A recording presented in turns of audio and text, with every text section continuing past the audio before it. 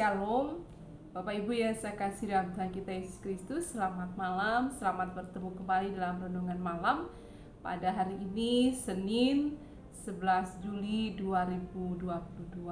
Sebelum kita bersama-sama merenungkan firman Tuhan, saya mengajak kita untuk berdoa. Mari kita berdoa. Terima kasih ya Tuhan atas penyertaan-Mu dalam kehidupan kami sampai saat ini.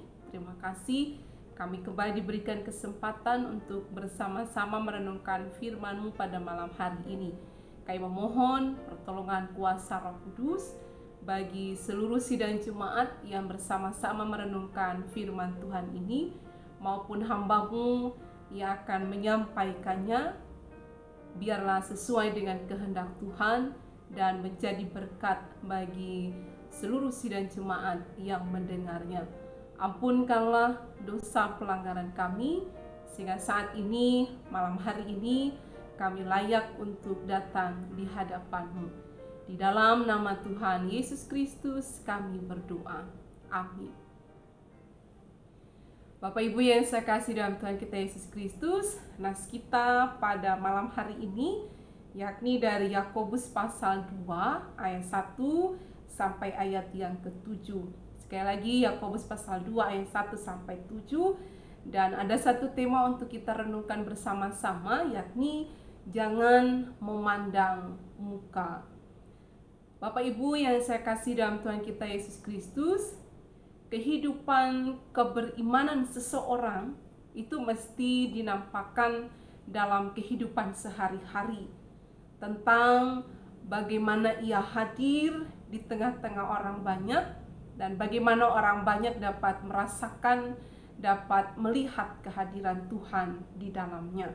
Dan nas kita pada malam hari ini ingin menguraikan bagi kita tentang kehidupan keberimanan seseorang yang kalau nampak dalam kehidupan sehari-hari tidaklah dengan memandang muka, atau seorang kehidupan keberimanannya tidak memandang muka.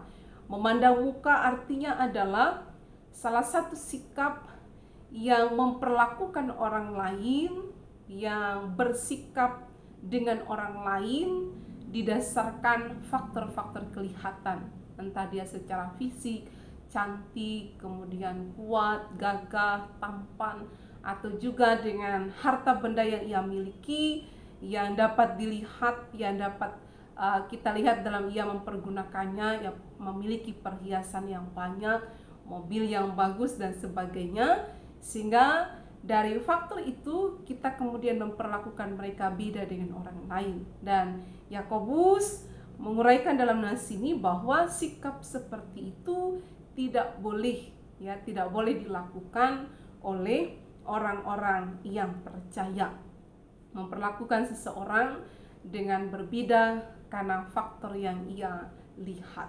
Nah, Bapak Ibu yang saya kasih dalam Tuhan kita Yesus Kristus, hal ini tentunya didasarkan atas teladan Yesus. Ketika Yesus datang ke dalam dunia ini untuk membawa kabar baik, kabar sukacita, keselamatan, tidak hanya terhadap orang-orang tertentu, tidak hanya terhadap golongan-golongan tertentu, atau bisa dikatakan Yesus tidak memandang siapapun, karena bagi Yesus kehadirannya itu adalah untuk semua orang. Nah, Bapak Ibu yang saya kasihi, dalam perenungan kita pada masa kini, dalam masa kini, baik secara ruang lingkup persekutuan gereja ataupun dia hidup di tengah-tengah masyarakat, sebagai orang-orang percaya kita mesti menampakkan bahwa hidup keberimanan kita itu yang nampak dalam kehidupan, yakni tidak membuat pembedaan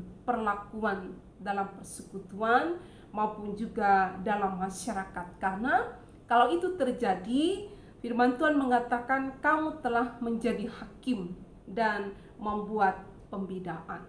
Nah, Bapak Ibu yang saya kasihi dalam Tuhan kita Yesus Kristus, melewati nas ini kita bersama-sama diingatkan dan diajak untuk memperlakukan satu sama lain sebagaimana Yesus Kristus tidak membuat perbedaan, mengenai tujuan kedatangannya dalam dunia ini adalah untuk semua orang. Sehingga dalam persekutuan kita melakukan berbagai pelayanan tanpa ada pembedaan.